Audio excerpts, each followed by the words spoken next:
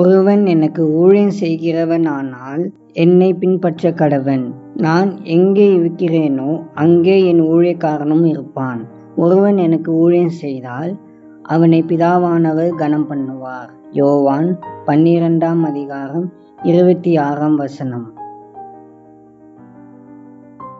இயேசு தமக்கு சீடராய் இருப்பதை பற்றி பல காரியங்களை கூறியுள்ளார். நீங்கள் ஒரு விசுவாசி என்றால் சீஷத்துவத்தை பற்றி நீங்கள் அடிக்கடி கேட்டிருப்பீர்கள்.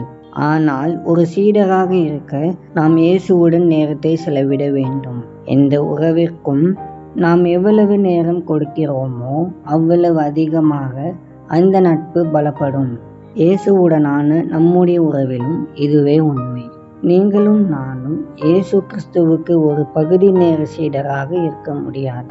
அது ஒரு முழுநேர பொறுப்பு ஆகும்.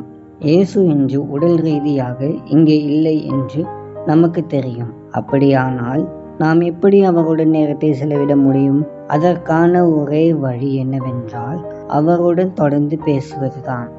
நாம் ஏதோ ஒரு வேலையில் இருக்கும் போதோ, நம்முடைய வீட்டை சுத்தம் செய்யும் போதோ, அல்லது ஒரு காரை ஓட்டும் போதோ ஒரு சிறிய ஜெபம் செய்யலாம். காலப்போக்கில் நாம் இதை செய்யும் போது நம்முடைய மனது உண்மையால் நிரம்பும் பொழுது தேவனும் நம்முடன் பேசுவதை நம்மால் கேட்க முடியும்.